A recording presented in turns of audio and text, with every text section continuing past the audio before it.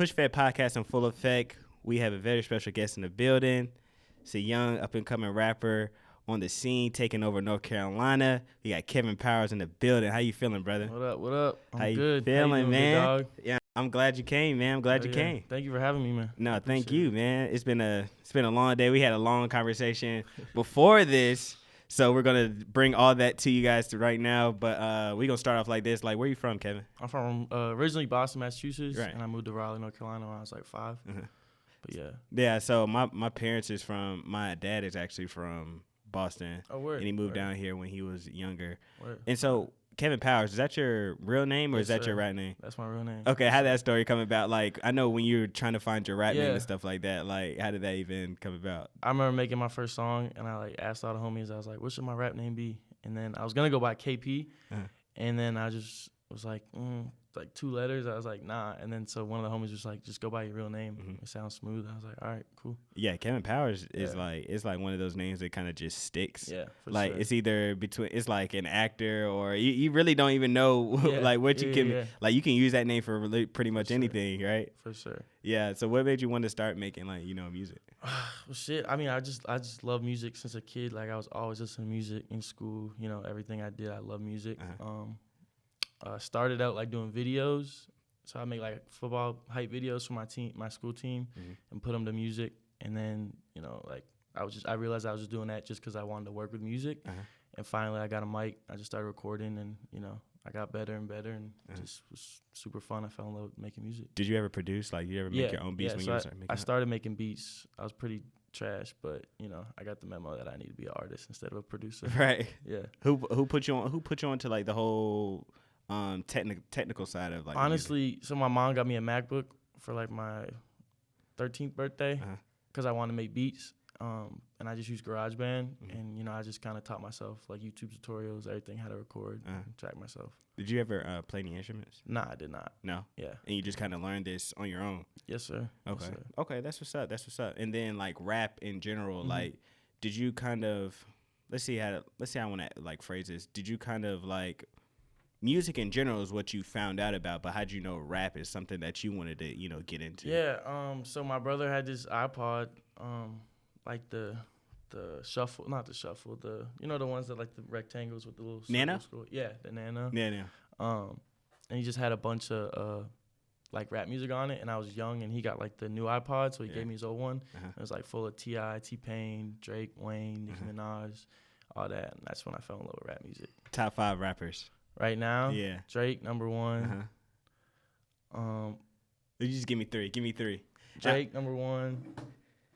Andre 3000, and probably Wayne. And Wayne. Yeah. Okay, so the reason I asked that is because when I was listening to your music, doing some research on you before the podcast, your music gives me more of like some positive vibes, and you can actually spit on tracks. You can actually make great music and stuff. So I wanted to know, who's kind of your inspiration. So I see is those top 3 rappers like kind of your inspiration? Yeah. So I mean, I say Drake is probably my biggest inspiration, just because like I'm not street or anything. I'm not struggle, so I don't really talk about that. But I like talking about like, females and all that kind of stuff in my songs. So I think lyrically, that's where I get the most inspiration from is Drake. And then, sonically, I kind of just get it from, everyone. Okay. Everyone else. How is it that, like, how do you feel about, like, I guess, like, and that's cool that you're actually being transparent about, like, you're saying you're not street, and you don't have to be, and then that's what this whole, like, rap game and stuff,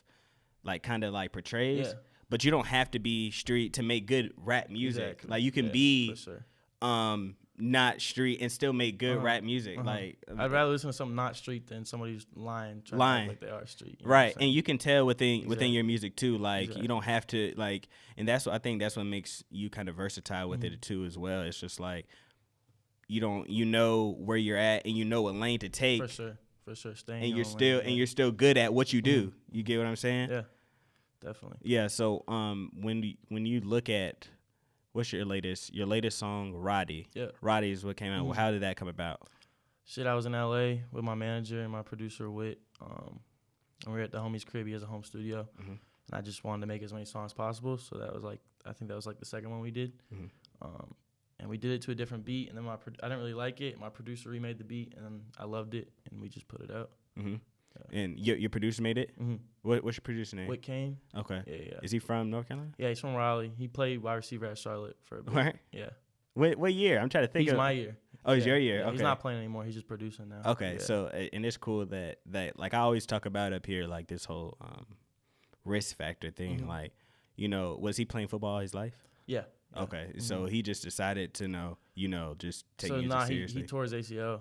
Oh. And his meniscus, yeah. And so he was just kind of like, I think it's like a sign from God just to, do music. So that's what he's doing now. Okay. How long how long was he making music before? So, yeah, we met each other and we were both making beats. Like, we met each other freshman year on the football team. Mm-hmm. And we were both making beats. And then we kind of just stopped making music. And then, like, our junior year, we just like, all right, let's make some music. And we just, picked it back up and just started cooking up. Okay. Yeah. And what software you guys use? So he uses FL, I use Logic. Logic? Mm-hmm. Okay. And was it hard for you to kind of pick that up, or were you, like, really into it? Nah, I was just so motivated. So, like, it was like, I would learn a bunch of shit just on YouTube and all that. Right. Mm-hmm. And so did you ever listen to, like, okay, so how long you been doing music? So for like 2.5, 3 years now. 2.5, 3 years. Can you see a difference from yourself? Yeah. And when I listen to the old shit, it's the corniest. Explain that. What was your first song? Oh, there's so much cap. It was a bunch of cap. It was so much cap. It was talking about guns, talking about drugs, talking about just a bunch of cap. But it is cool though. Like, bro, it was hard though. It was hard, but it was all cap, and I was like, bro, I'm not putting that out. Right. Okay. That's a good thing, bro. It's always good to evolve and stuff like that. Sure, like, it's always good to learn what's good, what's gonna hit, what's not gonna hit. When did you learn that this is kind of taking off a little bit? I don't know. I always liked my music, but I wasn't like proud of it because I didn't know if anybody else would like it. But then I remember I dropped a song, and it was like my first song, and like 20 people knew all the words to it, and I was like, "Whoa, I'm doing something right." If they know all the words to it. Right. Were you at a concert or something? Nah, I was at prom, and we had a party bus, and like they played the song, and everybody on the bus was singing it, and I was just like geeking. Right.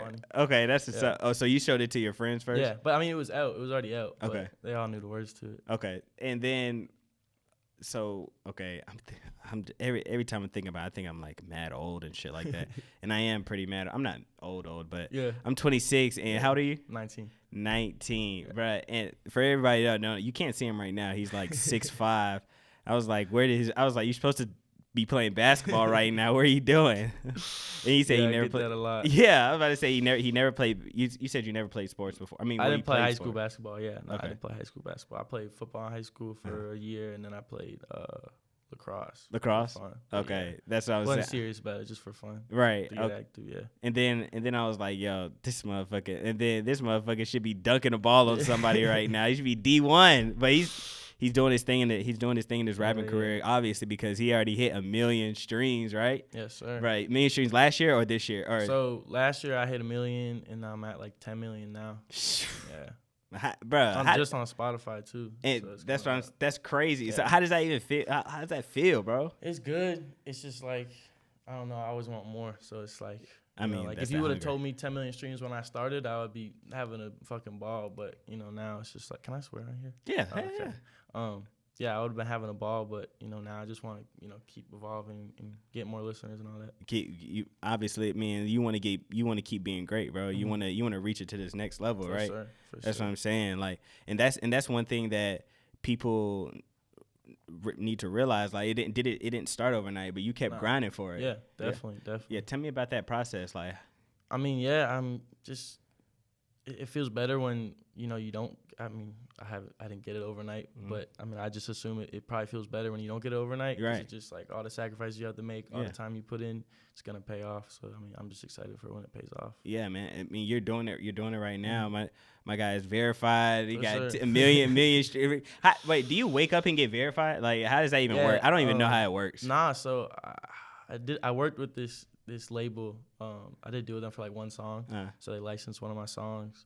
And the guy was like, yeah, I know somebody on Instagram. Might be able to get you verified. So I had to send in like all my articles that were about me, and then like a picture of my ID. And then like I was in the shower one day, I just clicked my profile and I saw a little check and I was like, yo. Oh, that shit crazy, right? Yeah, I thought it was cool, but now it's like, all right. It is what it is type shit now. But I mean, that shit is cool though. Like yeah, for sure. somebody somebody knows it's like this is official. Like it makes it look more official, right? For sure. But I got verified when I had like 2,000 followers. So oh wow. I didn't know you could do that at 2,000. Yeah, it's not about the followers. It's just about like your press. So like if you have articles written about you can get it. So oh wow. I got it. Yeah. That's dope. Yeah. Okay, so then we have what other singles we have out? Punchline. Mm-hmm. That's what I was listening to last night too. Punchline. What was the inspiration from Punchline? Oh shit. I don't know. I went to the studio here, in Charlotte, and that was like the first time I ever recorded at a studio in Charlotte. Because usually I just record at my crib when I'm here, but I went. I don't know. Shit. Just freestyled it, like punched in, off the top. Just a quick little like club vibe, nothing too serious like that. But yeah, I mean, it was cool. And then when you create, okay, actually, let me back up with this. How you create and stuff like that. Like, what is your process for it? Yeah, so usually I'll just like I'll cook up with Wit, my producer. So we'll just hit the studio and then he'll play like a loop, like just a melody, and then I'll record to it and I'll just punch in. Like I don't really write, I just punch in line by line, like anything that comes to my head. And then once we finish the vocals, he'll put the drums on it, and we'll just make it into a full song. Oh, okay. Yeah. And so so you kind of have like one of those team efforts, like, all right, do this. All right, we gotta do that. Yeah. Do it's this. A process. Do that. Yeah. Okay, that's dope. What studio did you record at? I can't remember. I can't remember. I think SCMG owned it. South Coast Music Group owned it. Okay. But I can't remember what it's called. Okay. And so speaking of that, have you ever met any artists that are like, celebrity wise out here? For sure. Okay. I met the baby one time. Oh, that's what's up. Yeah. How was that? It was cool. So I was talking to Arnold Taylor, the head dude at SCMG. He was trying to sign me, so he got me a session, and then next thing I know, fucking the baby walks in, and I was like, oh shit. Okay. He's like, what's up? I'm Baby. I was like, what's up, bro? Yeah, I know you already. I know, right? I wasn't expecting it. I was like, of course I know your name, but yeah, I mean, he was cool as hell. He just listened to all my music, He just sat there in the corner. He's like this, just listen. He wasn't on his phone or anything. He wasn't saying anything, but I knew he was listening, and he fucked with the music, so it was cool. Okay. Yeah. And so you said they tried to sign you? Yeah. What happened? I didn't feel like it was the right thing for me at the right time. Right time? Okay. That's what's up. I mean, that's smart on your part, being so young and stuff like that. Like being so young, and how far in your career were you? So that was like January, February when that happened. So that was right after Punchline had dropped. And I mean, I fuck with Arnold, I fuck with everybody there. They're all good people. Yeah. Just, I kind of saw a big. You had to make it. About to say you had to make your own decision for your own life. Yeah, right? And I felt like I had to prove myself even more before I went to a label. You know what I'm saying? Because right now I'm more of a risk. I only have like 6 songs out, but I feel like I gotta get more fans, release more music, do more shows to finally prove myself to these labels. Okay, so 6 songs out. When are you gonna wait till you get signed to drop an album, or are you gonna? I don't know yet. I mean, like I have an album already done. It's just like you're just having it in the vault, keeping it. Yeah, and it's just like like dropping an album it's expensive. It's a lot of money. There's a lot of stuff I gotta do for it. So right now I'm kind of just focused on singles. Singles right now. Eventually a project. Yeah. I see nothing wrong with just dropping singles, especially as an independent artist right now. Yeah. There's nothing wrong with dropping singles, and it creates a everybody has short term memory, anyways. Everybody's what's the word I'm looking for? Attention span. Yeah. Everybody has short attention span anyway, so it's not a bad idea to just to keep dropping singles as you're growing because you're already 10K followers already, 1 million streams. Like you're still not done yet, and so and when you drop your album, it's gonna be something you want it to be something big. Yeah, there's gonna be songs people skip when you drop an album, but with a single, it's like they're gonna listen to it and they're gonna like it. They're not gonna like it. At least they didn't skip it. You know what I'm saying? Right. At least they played it. Yeah. It's how, and then we go farther down the line. Then when you want to drop your album, drop your album. And you have more fans when I want to do that. So right. Yeah. And so you just were recently performing in Raleigh. What venue? The Poorhouse. Poorhouse? Yeah. And what was that like? It was awesome, man. So I never performed before. I hadn't been on like a stage since like elementary school, like those fucking plays and shit they'll get you to do. Right. But no, it was awesome. And I remember I was super nervous before, but then like right when I was standing, like 2 minutes before I was about to get on stage, I like wasn't nervous at all. All I wanted to do was get on that stage, and I rocked out. The fans were singing all the lyrics on the top of their lungs, which was awesome. It's the best feeling in the world. But yeah, I want to do it again. As soon as you got it, as soon as you got up there, it looked like you were just like, it looked like this was your element. It was natural. From what I've seen on your social media, it didn't look like this was your first show. Yeah, I know. That's what my manager said to me too. Yeah. I was just like, bro, what do you think I'm doing in the bathroom? Fucking, I'm practicing, practicing this motherfucker, right? Yeah. And then you with your boy, right? Yeah. Eli, what's his name? YSB Eli. YSB. Yeah. Is that's your you know him like that? Yeah. Okay. Yeah, that's my bro. Okay. And then y'all were performing together. Yeah, I brought him on for a song. Yeah. Okay, that's what's up. Yeah, hell yeah, it was lit. What kind of song was it? What was his song called? Yeah. It's called Back West. Okay. Yeah. Are you featured up there or is it just it's just his song? Okay. Okay. And then didn't you perform at what was it? It was an outside venue? Oh, somewhere in the Carolinas? Yeah. You performed there too. Was Chubbs hosting it?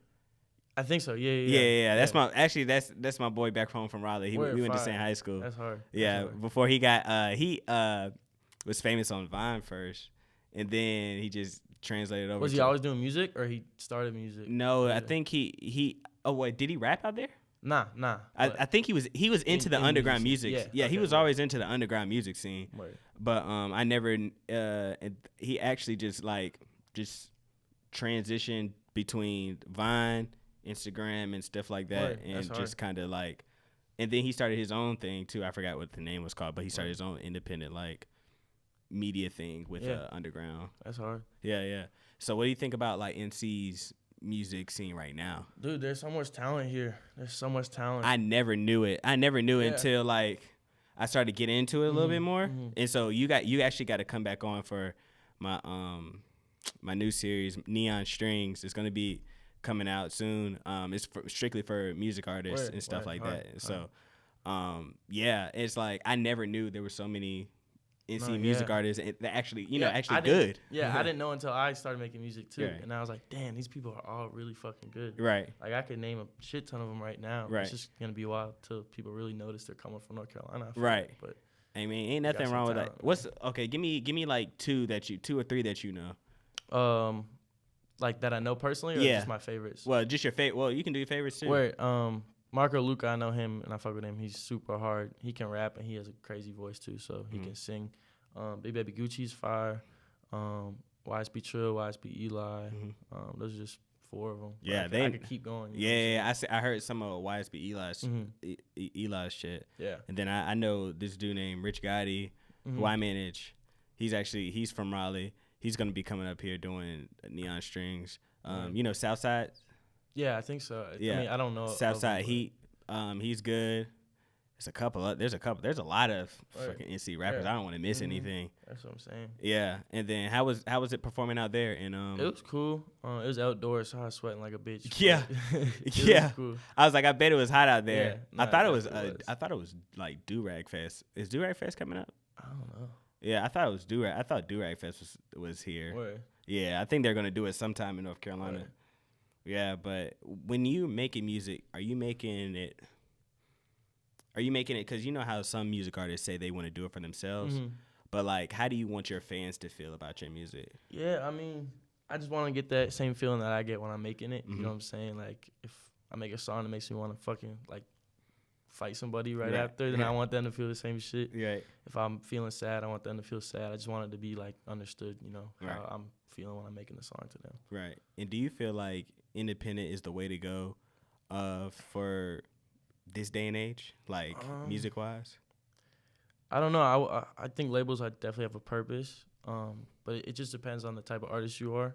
If you want to be a super famous, like, you know, always in the press, sign to a label. But if you just want to be low key and, you know, get, you know, your own organic fans, just stay independent. You'll make, you know, more money. And I don't know. It's easy to do both nowadays. Right. So it's kind of cool. Artists have a choice. Have any other labels like reached out to you? Yeah, definitely. There's been a lot of labels. But you know, it's just not. You just don't feel like it's the right time. Not the right time. Yeah, or we haven't got the right like contract yet. Okay, that makes sense too. And then you know, it all comes down to those numbers. Yeah, definitely. Yeah. Definitely. And then when you think about, you know, radio and stuff like that, do you believe in radio still or no? I think you're 19. Cool. You're 19, yeah. so you know this not your era. Like when we was growing up, radio was the thing. 7.5. Yeah, when we was growing up, you needed radio, but now like you don't need radio anymore. Sure. Like so, it's like it's cool to have your point of view on it. I mean, yeah, I think radio is cool and all, but like that's the last thing I'm worried about when I put a song out. You know what I'm saying? It would be nice if somebody played my song, but like I'm not gonna push for that over like a Spotify playlist or like a any other promotional things. What do you think is like you're most proud of so far in your music career? Shit, just being able to live on my own off of music. Right. Pay my own rent, do all that just from solely music and shows and all that. I think that's what I'm most proud of. I think. Yeah. Right. Do you feel like you've pushed yourself? Do you feel like you've pushed yourself not to the limit, but to a limit to where like this is all you like kind of think about and stuff like that? Yeah, definitely wake up, think about it, go to sleep, think about it. Definitely. Right. That's what's up. And then you say you got your own music. You already got your own music studio at home, so it's like you can just wake up whenever I want. Yeah, get to do the music and stuff like that. Word. So when we think about, I pride my show on like positivity and stuff like that, and so I want your opinion on like what do you have to say to like music artists coming up right now, and what kind of advice you get to give for them? Shit, I would just say keep going, be yourself, be honest, be vulnerable on your tracks. People are gonna like you more for that. Get a team, get a producer, surround yourself with people that support your dreams and want to, achieve them with you. Right.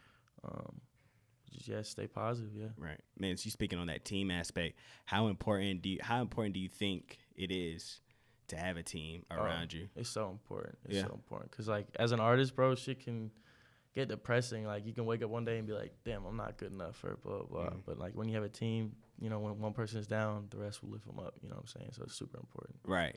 Man, Kevin Powers, everybody. I'm glad you came up here, Kevin. Thank you for having me, man. I appreciate you. I appreciate you, bro. Go ahead and shout out your social media and everything like that. Follow me on Instagram and Twitter @_Kevin Powers. Where you can follow us at Push Effect Podcast on Instagram. If you're listening, I gotta think of this. What do we say, Daryl? If you're listening to this, subscribe to the YouTube, and if you're watching this on YouTube, subscribe to the audio. Whatever my link is for the audio. Push Effect Podcast. We out.